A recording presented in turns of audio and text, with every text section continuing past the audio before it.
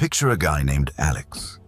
He's 30, pulling six figures at a top-tier firm, driving a leased Porsche, and convinced he's finally joined the ranks of the elite.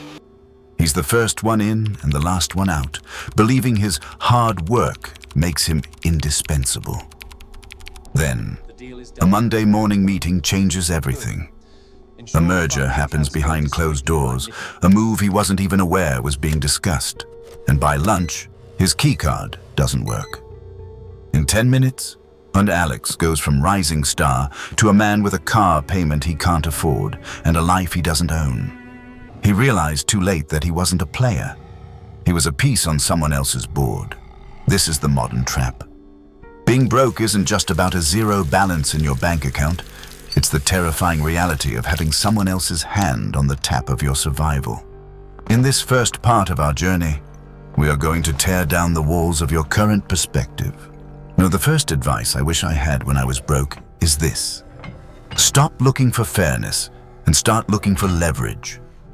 Until you possess the power to say no without starving, you aren't a free man, you are a high-functioning servant. This realization is the foundation of everything we will discuss, from the era of glass to the law of subtraction. But before you can master those, you must face the brutal truth about your current situation. Machiavelli famously noted in The Prince that it is much safer to be feared than loved, if one of the two must be lacking. In modern terms, it is much safer to be necessary than to be liked. When you are at the bottom, society will try to sedate you with the lie of comfort. They'll tell you it's okay to struggle, that the system is rigged, and that you're doing your best.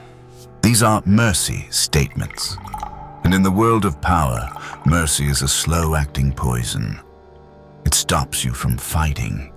Machiavelli understood that those without leverage are never protected by the truth or good intentions. They are ruled by those who have the resources. Money, in its most basic sense, is simply liquid power. When you're broke, you're forced to endure humiliations and smile at people who deserve your contempt. There is nothing noble about this. The first step to escaping it is recognizing that your poverty is not a tragedy. It is a strategic vulnerability. To bridge the gap between being a victim of the system and being a master of it, you need to understand what the top 1% know about positioning.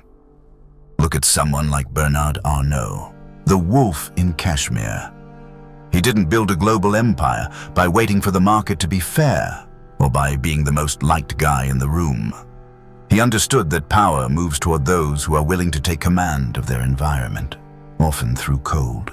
He calculated acquisitions when others were distracted by meaning or balance. The first lesson is that responsibility is not an apology, it is a hostile takeover of your own life. Most people reject this because they want to blame the economy, their parents, or their luck. And they might be right, but as Machiavelli would argue, truth is irrelevant if it disarms you. Being right about why you are failing doesn't give you control. Only accepting that the repair is entirely your job does that. By saying, "This is my fault," you aren't confessing weakness. You are seizing jurisdiction. You are declaring that you are the only authority that matters. This is the mindset that separates the men who stay in the mud from the ones who eventually build the world. It's about realizing that no one, not the government, not your friends, and certainly not your employer, is coming to save you. Power doesn't care about your potential or your feelings, but it only responds to the results you can force into existence. This path is heavy and it is lonely, but it is the only one that leads to true sovereignty. If you're ready to stop being a good employee and start becoming a dangerous man, then you're in the right place. We are building a tribe of men who have decided that survival is no longer enough. If you want to be part of a growing community of high performers who are armoring their minds for the climb ahead, well, hit the subscribe button now. Join us as we strip away the illusions of the masses and replace them with the cold precision of the elite. Before we move into the next phase, where the pressure really starts to build, I want to see who is actually ready to take command. If you've decided that the Alexas of the world will never be you, and that you are the sole architect of your future, Go to the comments right now and type ownership. Let it be the first seal you break on your way to the top. Now, once you've seized jurisdiction over your life, you enter a period of friction so intense that most men quit before they even see their first victory. It is the phase where the era of glass begins, and the only thing that matters is how much pain you can convert into progress. Once you accept that you are the sole architect of your disaster, the illusions die, but they aren't replaced by a victory parade. They are replaced by the era of glass. This is the second advice you need to understand. The transition from being broke to being powerful is a process of being cut. Most people retreat here because they thought accountability would feel like a motivational speech. Instead, it feels cold, lonely, and physically exhausting. Here there is no one left to complain to and no one left to tell you that it's going to be okay. There is only the work. Machiavelli wouldn't offer you a hug in this moment. He would tell you to look at the blood on your hands and keep moving. He famously said, "God is not willing to do everything, and thus take away our free will and that share of glory which belongs to us." This means that the universe isn't going to hand you a win just because you decided to try. You have to extract your future from the present through sheer, relentless force. At this stage, you have zero leverage. You have no capital, no reputation, and no friends in high places. All you have is your time and a higher tolerance for pain than the guy next to you. This is where the concept of the double life becomes your primary weapon. To rise, you must work 2 shifts. The first shift is for survival, the 9 to 5 that pays for the lights and the rent. The second shift, the one that happens from 6 p.m. to 2 a.m., is for power. This is the shift where you build the skills that make you unignorable. Think of the story of John Combe, the founder of WhatsApp. Before he was a multi-billionaire, he was an immigrant standing in line for food stamps at a social services office. His era of glass wasn't spent dreaming. It was spent in the library, teaching himself computer networking because he was too broke to buy the books. And he lived a double life of surviving on the margin while building a deep, technical utility that the world eventually couldn't live without. He didn't wait to feel inspired. He operated out of the cold necessity of his situation. He knew what the top 1% know. Action precedes emotion. If you wait until you feel like a winner to start working like one, you will die in the cage. Discipline isn't born in a quiet mind. It's extracted from the pressure of not wanting to be a nobody anymore. The era of glass demands a brutal trade. You must trade your dignity for leverage. This is a bitter pill for young men. You will be underestimated. You will be talked down to by managers who have half your intelligence. You will be dismissed by people who think you're just another broke kid. Your instinct will be to defend your pride, to talk back, or to try and prove your worth with words. Machiavelli's advice is simple. Don't. Every second you spend defending your ego is a second you've stolen from your progress. The elite understand that pride is a luxury for those who have already won. When you're ascending, you must be like a silent blade. Let them think you're nothing. Let them underestimate you. This gives you the freedom to move without being seen. In the words of Machiavelli, men rise from one ambition to another. First, they seek to secure themselves against attack, and then they attack others. Right now, you are in the securing phase. You are building the skill set, whether it's coding, sales, or logistics, that will eventually become the lever you use to move the world. During this phase, your life is going to shrink. The parties will stop. The social invitations will dry up because you're never available. Your friends will tell you that you've changed or that you're obsessed. This isn't a bad thing. It's a filter. Pressure concentrates force. And if you're trying to be a well-rounded person with a balanced life, you aren't going to make it out of the bottom 90%. Balancing is for people who are already comfortable. For you, there is only the work and the recovery. This period of isolation is where your real power is forged. It's where you stop asking the world to understand you and start positioning yourself to command it. You are training yourself to be useful, because in the eyes of the elite, usefulness is the only currency that doesn't deflate. When you become the person who can solve a problem that no one else can touch, the power dynamic shifts instantly. You go from the person asking for a job to the person who is being recruited for an empire.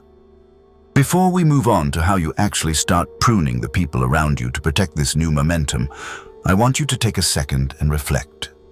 Looking at your daily schedule right now, what is one comfort or social obligation that you know is actually a chain holding you back? Share your reflection in the comments.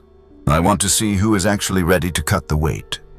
Once you start seeing the first signs of momentum, a new danger appears. It's not the pain of the climb that will stop you. It's the people who are with you at the bottom, trying to pull you back down to their level. As the needle finally starts to move and you see the first glimpses of success, you'll notice a strange tension. It's not coming from your rivals. It's coming from your inner circle. This is the third advice I wish I'd had. Progress is an act of subtraction, not addition. Most men fail here because they try to carry their old life into their new kingdom. They think loyalty means staying the same. But Machiavelli warned that he who is the cause of another's becoming powerful is the ruin of himself. When you start to rise, you become a mirror that reflects the stagnation of everyone you left behind. Your discipline makes them feel lazy. Your ambition makes them feel small. To resolve their own discomfort, they will instinctively try to pull you back down. They'll use guilt, nostalgia, and concern for your well-being as anchors. This isn't because they are inherently evil. It's because systems, even social ones, naturally resist change. To keep climbing, you have to become a master of the cut. You have to be as precise as the top 1% are with their associations. In The Prince, Machiavelli recounts how Cesare Borgia used a ruthless lieutenant, Ramiro de Orco, to bring order to a chaotic region. De Orco was brutal and efficient, but once the order was established, Borgia realized the people's hatred for the lieutenant might rub off on him. So, he had de Orco executed and left his body in the town square. It was a cold, surgical subtraction that solidified Borgia's own authority. You don't need to be that literal, but you must be that calculated with your environment. Every relationship in your life right now is either an asset or a liability. There is no such thing as a neutral person. If a friend drains your energy, softens your resolve, or makes you feel like taking it easy, they are a liability. But you don't need to argue with them or explain your new mindset.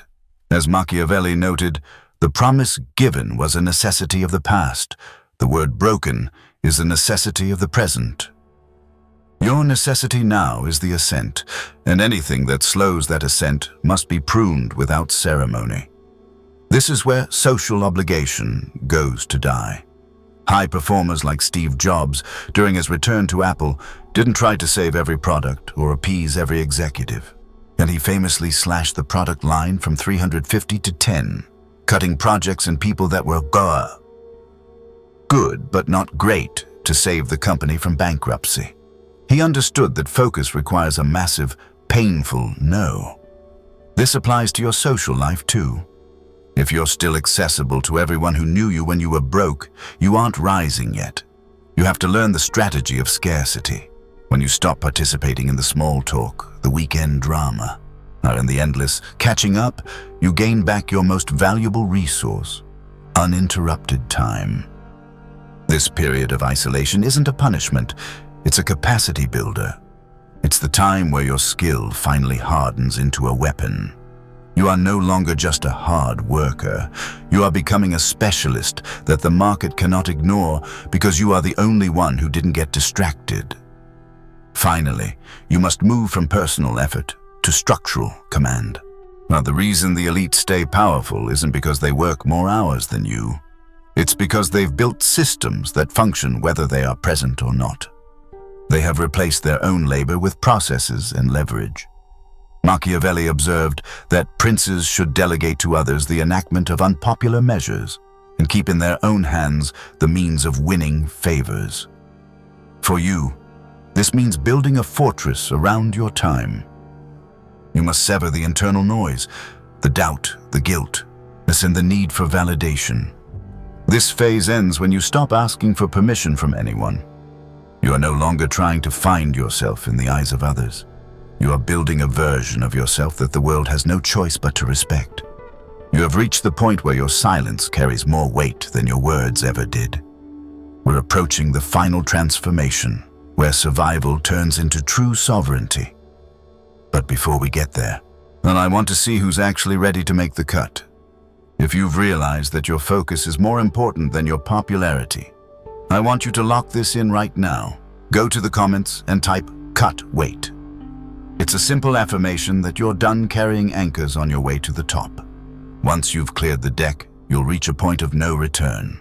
You'll find yourself in a state where the system can no longer touch you. Recognize that the man you were at the beginning has been permanently replaced by someone much more dangerous. When your momentum is finally secured and the world starts to acknowledge your rise, you reach the most dangerous crossroads of the entire journey. This is where the fourth and final advice comes into play. Arrive with the intent to occupy, not to be liked. Most men self-destruct the moment they taste success because they believe arrival grants them permission to soften, to explain themselves, or to return to the normal world. What Machiavelli would call this a fatal misunderstanding of the nature of power. He observed that he who is the cause of another's becoming powerful is the ruin of himself. If you spend your new influence trying to win back the friends you cut, or trying to prove to your old critics that you're still a good guy, you are inviting erosion. Power is not a prize you win and put on a shelf. It is a structure you must inhabit and defend. At this stage, you are no longer fighting for survival, but you are fighting for position. Your greatest risk isn't failure anymore. It's the urge to be understood. Think of a modern high performer like a top-tier hedge fund manager who has moved from the trading floor to the quiet of a private office. He doesn't take every call, he doesn't explain his strategy to the press, and he certainly doesn't apologize for his fees. He has moved into what Machiavelli called the silent rule. There is a story about a massive shipping magnate who, once he reached the top, stopped giving interviews entirely. When a rival asked why he became so cold, he simply replied that explanation invites interpretation, and interpretation dilutes authority. The top 1% understand that the less you speak, the more others project power onto you. Projection is a tool of dominance. Machiavelli advised rulers to be predictable in their principles but unpredictable in their actions. Your values should be ironclad, but your next move should be a mystery. Well, this isn't about being edgy. It's about maintaining the distance required for sovereignty. At this level, emotion is a liability. You don't act out of anger or nostalgia. You act because it is the most effective move for the preservation of your position. The final transformation is complete when you realize that you have outgrown the need for vindication. Seeking to show them all is a childish goal that keeps you tied to the people you should have left behind. And the sovereign man does not need to be understood, he needs to be effective. Money at this point is no longer about buying things, it's an instrument for buying time and removing friction. You use your resources to purchase the years of experience of others, effectively multiplying your own lifespan. Machiavelli recognized this pattern in the most successful princes. They didn't multiply their own effort, they multiplied their capacity. They built systems, fortresses of law, finance, and influence that operated without their constant presence. This is why you must become intolerant of inefficiency, first in yourself and then in your environment. One small compromise on your standards today is a fault line in your empire tomorrow. You must guard against the seduced mind that tells you that you've earned a rest. In the realm of power, if you aren't actively maintaining your position, you are already in decline. But there is a moment in this final stage where you realize there is no return. You haven't just changed your bank account, you've permanently rearranged your internal hierarchy. Even if you lost everything tomorrow, you wouldn't be broke in the way you once were. You would simply be a sovereign without a territory, ready to rebuild because you now own the mechanisms of dominance. You have encoded resilience into your DNA through the era of glass. You are no longer dependent on conditions. You have become the condition that others must adapt to. This is the quiet, final victory. It's not about a parade or applause. It's about the stability of a man who has ruled himself so thoroughly that the world has no choice but to follow suit. You have crossed the threshold where choice becomes command. If you've followed this journey and you're ready to hold your position at the top, I invite you to join our growing community of men who are done with excuses and ready for sovereignty. We are building a tribe of high performers who understand that true freedom is the ownership of one's own constraints. Subscribe now and join a community dedicated to long-term value and shared growth. This is where we stop reacting and start deciding. To seal this final lesson and show that you understand that power is a quiet, daily duty, go to the comments right now and type the word sovereignty. Let this be the final mark of your ascent. You began this path as a man who was reactive and exposed and constrained. You end it as a man who is deliberate, insulated, and composed. The system that once crushed you can no longer touch you because you have learned its rules and surpassed them. You are no longer climbing, you are established. And from this height, the view is clear. Responsibility was never a burden. It was the key to the kingdom.